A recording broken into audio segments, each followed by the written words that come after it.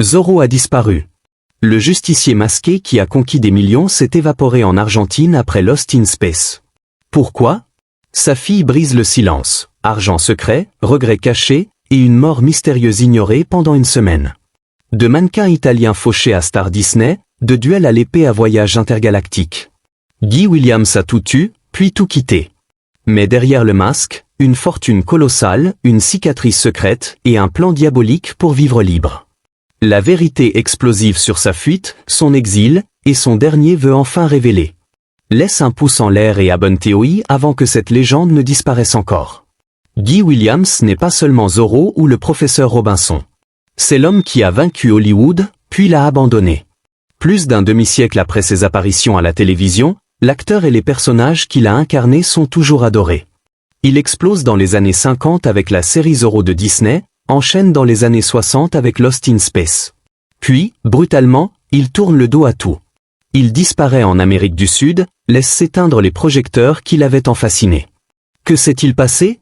Sa fille Tony Williams confirme enfin les rumeurs, il n'a jamais voulu être prisonnier de la gloire. Il avait un plan. Et il l'a suivi jusqu'au bout. Armando Joseph Catalano naît le 14 janvier 1924 à Washington Heights, New York. Ses parents, Attilio Catalano, un courtier en assurance d'origine italienne, et Clara Arcara Catalano, venue de Sicile, vivent dans une pauvreté relative malgré les rêves de grandeur familiale. Attilio est le fils d'un exploitant forestier prospère à Messine, qui avait acheté des terres dans le New Jersey, mais la fortune s'est dissipée avec la Grande Dépression. La famille Catalano habite un appartement modeste dans un immeuble bondé, entouré d'immigrants italiens qui parlent dialecte sicilien à la maison. Armando, le petit dernier, grandit dans l'odeur de sauce tomate mijotée et les cris des voisins. Dès l'enfance, il montre une intelligence vive, particulièrement en mathématiques. À l'école publique 189, il résout des équations complexes avant les autres, impressionnant ses professeurs. Mais la vie n'est pas facile. Son père travaille dur pour nourrir la famille, sa mère coud des vêtements pour arrondir les fins de mois. Les repas sont simples, le pain souvent rationné, mais l'amour est là. Attilio raconte des histoires de Sicile, de forêts immenses, de richesses perdues. Clara enseigne à Armando la résilience. Dans ce pays, tout est possible si tu travailles dur. Au lycée George Washington, Armando commence à travailler pour aider. Il sert des sodas dans une fontaine locale, gagne quelques cents par heure, et rêve déjà d'un monde plus grand. Son physique impressionnant, un M90, épaules larges, cheveux noirs ondulés, attire les regards. Les filles du quartier chuchotent quand il passe, les garçons l'envient. Il s'inscrit à l'académie militaire de Peekskill, une institution rigoureuse où il excelle au football américain et aux échecs. La discipline militaire le forge, lever à l'aube, marche forcée, stratégie. C'est là qu'il développe son amour pour l'escrime, un sport qu'il pratiquera avec passion plus tard, s'entraînant des heures avec des épées en bois dans la cour de l'académie. Les instructeurs le remarquent, ce gamin a du feu dans les yeux. Mais son rêve secret? Devenir acteur. Il imite les stars de cinéma dans le miroir de sa chambre, récite des dialogues de Casablanca, de Gilda, de films qu'il voit au cinéma du quartier pour 10 ans.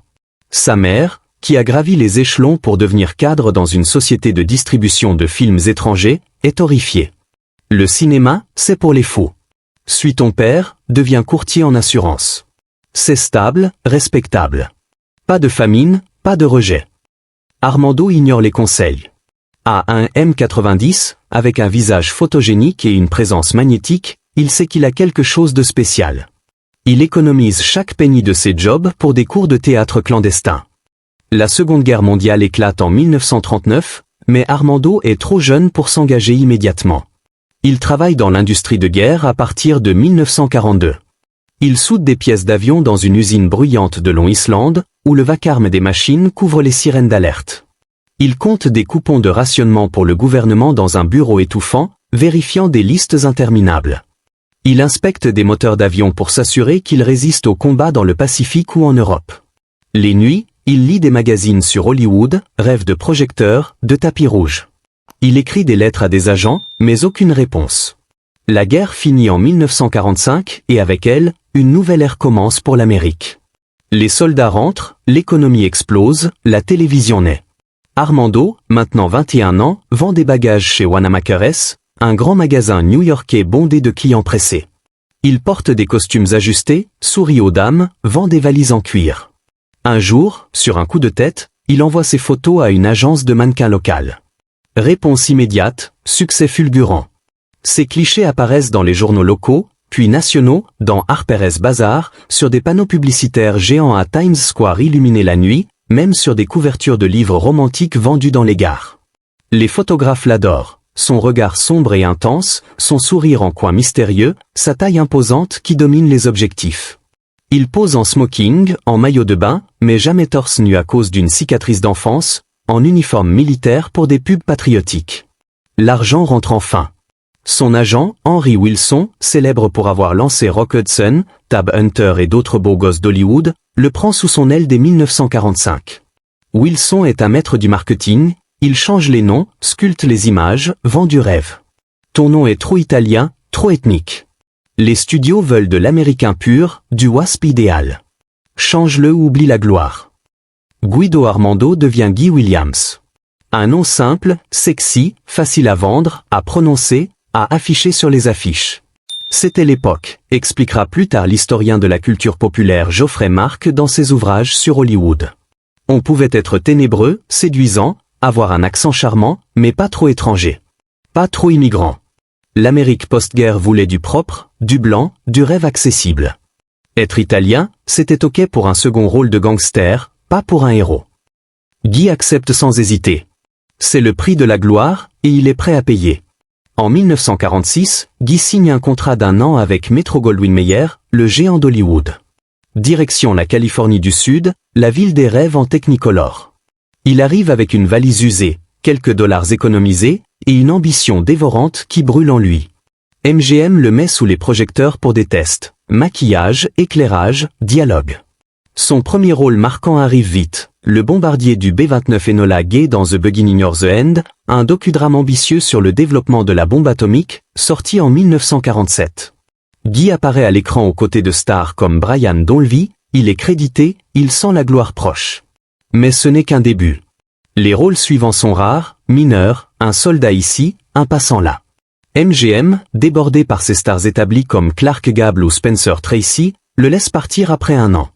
Déçu mais pas découragé, Guy retourne à New York en 1948, la queue entre les jambes mais la tête haute. Il sait que Hollywood n'est pas un sprint, c'est un marathon. C'est lors d'un shooting publicitaire pour des cigarettes Marlboro, en ski dans les montagnes enneigées du Vermont, sous un froid mordant, qu'il rencontre Janice Cooper. Mannequin chez l'agence prestigieuse John Robert Powers, elle est belle, blonde, élégante, avec un sourire qui illumine les flashs. Coup de foudre immédiat pendant les longues séances photos sous la neige artificielle. Ils parlent pendant des heures entre les prises, rient des poses ridicules, partagent des sandwichs froids. Ils se marient le 8 décembre 1948 à New York, dans une petite église italienne du quartier, entourée de familles et d'amis mannequins. 2 enfants naissent rapidement, Steven, connu plus tard comme Guy Williams Jr. Un garçon vif et curieux, et Tony Williams, une petite fille espiègle qui suivront tous deux des carrières d'acteurs modestes mais passionnés. La famille est unie, heureuse, installée dans un appartement confortable à Manhattan. Janice soutient Guy dans ses auditions, l'encourage quand les rejets arrivent. En 1950, Guy participe à la création des toutes premières publicités télévisées aux États-Unis, une révolution. La TV explose, les marques veulent des visages. Il pose, sourit, vend du savon luxe, des voitures Ford, des cigarettes Chesterfield avec un accent charmant. Tragiquement, son père Attilio décède en 1951 d'une crise cardiaque, sans avoir vu son fils devenir célèbre. Guy porte le deuil en silence, assiste aux funérailles à Little Italy, promet à sa mère de réussir pour honorer la famille. Il redouble d'efforts, enchaîne les auditions théâtre, radio, TV naissante. En 1952, Universal International lui offre un nouveau contrat d'1 an. Retour à Hollywood, cette fois avec femme et enfants. Il loue une petite maison à Burbank, près des studios. Il enchaîne les petits rôles, western à petit budget où il joue des shérifs ou des bandits, drame où il est l'ami du héros, comédie légère. Il étudie au Neighborhood Playhouse à New York pendant les pauses, apparaît dans des productions théâtrales de la côte et comme des pièces off-Broadway.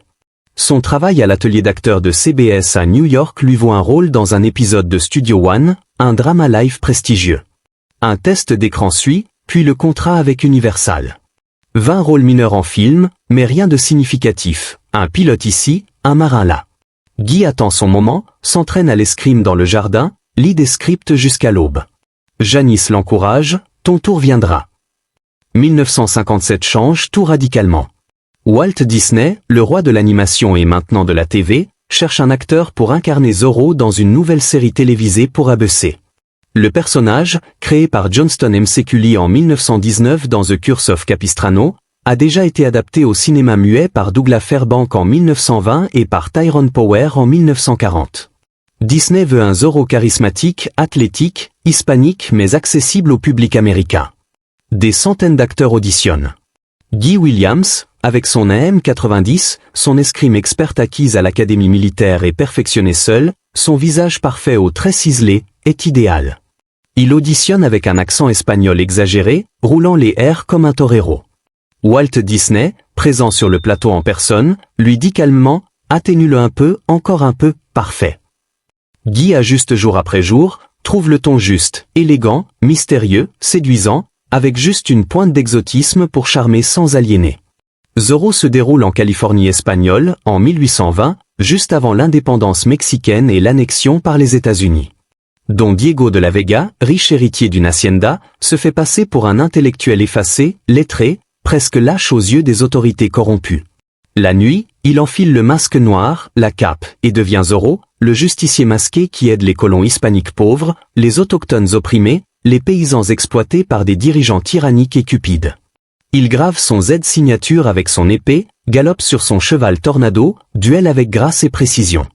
Guy excelle dans les duels à l'épée, il s'entraîne des heures avec des chorégraphes Disney, les cascades à cheval, les regards brûlants sous le masque. Il a une cicatrice sur l'épaule gauche, souvenir d'un accident de jeunesse lors d'un entraînement football, qui explique pourquoi on ne le voit jamais torse nu à l'écran, même dans les scènes de combat. Disney insiste sur la modestie familiale. La série est produite avec le soin légendaire Disney, costumes somptueux en velours et soie, décors authentiques reconstruits en studio avec des haciendas miniatures, musique entraînante composée par Georges Brun, le même de Davy Crockett. Diffusé sur ABC de 1957 à 1959, Zorro compte 78 épisodes de 30 minutes et 4 spéciaux d'1 heure. Chaque épisode finit sur un cliffhanger haletant, Zorro piégé, une innocente en danger, un duel inachevé, incitant les téléspectateurs à revenir la semaine suivante sans faute. Le format devient culte, préfigurant le binge-watching moderne des plateformes comme Netflix. Succès immédiat, mondial, phénoménal. Zorro est diffusé en Europe où il bat des records en France et en Italie, en Amérique latine où les enfants imitent le Z dans les cours d'école, en Asie naissante. Des jouets inondent les magasins, épées en plastique, masques noirs, capes, figurines de Tornado. Des bandes dessinées, des livres, des disques avec la musique. Guy devient une star internationale, invité à des parades Disney, à des signatures. Mais il craint d'être catalogué à vie. Quand je ne suis pas Zorro, je suis Diego. C'est comme travailler dans un film que vous ne finissez jamais. Vous ne pouvez rien conclure en tant qu'acteur, pas de arc dramatique complet, confie-t-il au Longview Daily News en interview exclusive. Disney veut plus d'épisodes pour capitaliser, ABC refuse de payer plus pour la production coûteuse. Bataille juridique tendue entre les géants. Guy, sous contrat exclusif avec Disney, touche son salaire intégral ou généreux, mais ne peut travailler ailleurs, ni cinéma ni autre série. Frustration croissante, il tourne en rond sur le plateau, répète les mêmes gestes. Entre Zorro et la suite, Guy apparaît brièvement dans Bonanza en 1964. La série western phénomène de NBC cherche à remplacer Pernell Roberts qui joue Adam Cartwright et veut partir. Guy est casté comme Will Cartwright, neveu de Ben Cartwright interprété par Lorne Greene. Prévu comme personnage régulier pour intégrer les 4 principaux protagonistes autour du pont de Rosa. Il tourne 5 épisodes, intrigue familiale, fusillade, chevauchée. Mais les fans lancent une campagne massive de lettres, gardez Adam. Ne changez pas la famille. Des milliers de courriers inondent NBC. Les producteurs, sensibles au public, cèdent et retiennent Roberts pour une saison supplémentaire. Le personnage de Guy est écrit hors série après seulement 5 épisodes, avec une sortie discrète. Déception pour Guy, mais il garde la tête haute, sourit en interview, c'était une belle expérience. Zorro terminé sans 3e saison officielle, seulement les 4 spéciaux, Guy explore l'Europe pour diversifier. En 1962, il tourne Damon and Pythia en Italie, un péplum épique sur l'amitié légendaire entre 2 philosophes grecs, avec des toges, des arènes, des discours. Puis Captain Sinbad en Allemagne, film d'aventure fantastique avec monstres, magie, épée, tourné en cinémascope. Il collabore avec Disney sur le téléfilm en 3 parties The Prince and the Pauper, adaptation de Mark Twain avec échange d'identités royaux. Quand c'est fini, pourquoi rentrer tout de suite? Ma famille et moi restons en Europe, louons une villa en Italie, voyageons en Grèce. J'ai manqué toute la saison des pilotes TV aux États-Unis. Mais les yachts en Méditerranée, les plages et les chèques de rediffusion euros qui arrivent du monde entier, c'est réconfortant, très réconfortant, dit-il au Bristol Daily Courier en 1965 lors d'une interview détendue sur un bateau. Guy investit intelligemment dès les premiers gains euros. Contrairement à beaucoup d'acteurs qui dilapident leur cachet en manoirs hollywoodiens, voitures de luxe, fêtes extravagantes, et se retrouvent ruinés quand les saisons s'arrêtent, il est réaliste, presque visionnaire. L'historien Geoffrey Mark note, la plupart gaspillent, achètent des propriétés qu'ils ne peuvent maintenir. Guy a vu venir. Il a pris son argent et l'a fait fructifier. Immobilier à New York et en Californie, bourse avec des actions solides, droits résiduels de euros diffusés en syndication mondiale ou Europe, Amérique latine, Asie. À la fin de la série en 1959, il est déjà millionnaire en dollars d'époque, l'équivalent de dizaines de millions aujourd'hui. Il n'a plus besoin de travailler pour vivre. Son plan maître se dessine, accumuler, investir, puis liberté totale quand il le voudra. Lost in Space arrive en 1965 comme une opportunité parfaite pour briser le type Zorro. Créé par Irwin Allen, le maître de la science-fiction TV, inspiré du Robinson suisse de Johann David Wyss en 1812 mais transposé dans l'espace futuriste 1997. Guy incarne le professeur John Robinson, patriarche d'une famille sélectionnée pour coloniser Alpha Centauri. Scientifique brillant, leader calme, père protecteur. Avec sa femme Maureen, June Lockhart, célèbre pour la scie, leurs enfants Judy l'aînée studieuse, Martha Kristen, Penny la cadette curieuse, Angela Cartwright, Will le petit génie, Billy Mummy, le pilote major Don West, Mark Goddard, et le passager clandestin saboteur Dr Zachary Smith, Jonathan Harris, initialement méchant froid. Le robot iconique, joué par Bob mais en costume, doublé par Dick Tufelt, crie « Danger, Will Robinson !» Danger. La mission déraille dès le décollage. Smith, envoyé par une puissance étrangère, sabote les systèmes. Le vaisseau spatial Jupiter 2 est éjecté hors trajectoire. L'équipage est perdu dans l'espace infini, sautant de planète en planète hostile ou monstres végétaux, extraterrestres belliqueux, tempêtes cosmiques, à la recherche d'un chemin vers la Terre. Guy est le leader héroïque, réparant les machines, protégeant sa famille, prenant des décisions vitales. Parfait pour montrer sa polyvalence post-Zorro, plus intellectuelle, plus paternelle, moins acrobate. Mais mi-saison 1, un virage inattendu. CBS, réseau diffuseur, veut un ton plus léger pour l'horaire familial du mercredi soir, attirer les enfants après l'école. Focus progressif sur le trio comique, le docteur Smith lâche et manipulateur, Will l'enfant innocent, le robot maladroit. John Robinson est marginalisé, relégué à l'arrière-plan. 3 lignes par épisode, parfois moins. Gaspillage total, note Geoffrey Mark dans ses analyses. Être engagé comme l'homme principal d'une série et finir en partie du décor, c'est cruel pour un acteur de son calibre. Guy ne se plaint pas publiquement, jamais dans la presse ni sur le plateau. Professionnel jusqu'au bout, il se confie discrètement à Irwin Allen sur ses préoccupations. En réponse, Allen ajoute des scènes centrées sur Robinson dans certains épisodes. Réparations héroïques, discours motivants, duel avec Alien. Mais le mal est fait, la série dérive vers la comédie SF campy. Lost in Space dure 3 saisons complètes, 83 épisodes au total, jusqu'en 1968. Succès d'audience énorme, surtout auprès des enfants qui collectionnent les jouets Jupiter 2 et les robots en plastique. La série marque la culture pop, rediffusions éternelles, conventions, reboot moderne. Mais Guy est l'as d'Hollywood, de ses jeux, de ses contraintes. À la fin de la saison 3, il est riche au-delà de ses rêves, libre contractuellement. Il dit à ses proches, « J'ai assez. Plus besoin de jouer les pions. » En 1973, une invitation anodine change tout, apparaître en Zorro lors d'un festival en Argentine. Guy accepte pour le fun, vole à Buenos Aires. Accueil délirant, inimaginable. Rue bondée de fans hystériques, enfants déguisés en Zorro, adultes en larmes. Zorro est une religion là-bas, diffusée depuis 15 ans, héros national. Il prolonge son séjour, signe des autographes des heures, participe à des parades. Puis décide de rester. Buenos Aires devient sa nouvelle home. Il achète un appartement modeste mais confortable dans un quartier calme, vit simplement, loin des paparazzis hollywoodiens. Pourquoi l'Argentine précisément? Mark Cushman, auteur de la biographie autorisée en 3 volumes sur Lost in Space, investigué des années, personne ne sait exactement.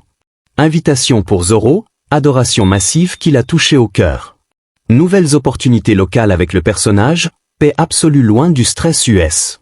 Offre hollywoodienne rare après Lost in Space, il était catalogué SF comique. S'il y avait eu un grand film, il aurait peut-être considéré. Mais rien. Il choisit la liberté, la vie selon ses termes. Guy divorce amiablement de Janice en 1983 après 35 ans de mariage, reste proche de ses enfants Steven et Tony qui visitent souvent. En Argentine, il savoure une vie épanouie. Participe à des shows live Zorro dans des théâtres, signe des autographes dans les rues, profite de la tranquillité, des cafés, des matchs de football. Il lit beaucoup, joue aux échecs, investit encore. Bref, retour US en 1983 pour une émission Family Feu Réunion avec le cast Lost in Space, rire, anecdote, mais il rentre vite. Guy meurt le 30 avril 1989 d'un anévrisme cérébral foudroyant dans son appartement. Découvert le 6 mai seulement, une semaine seule. Tragique ironie pour un homme si sociable. Grâce à l'acteur argentin Fernando Lupiz, ses cendres reposent au cimetière de la Recolta à Buenos Aires, section des acteurs argentins, honneur rare pour un étranger.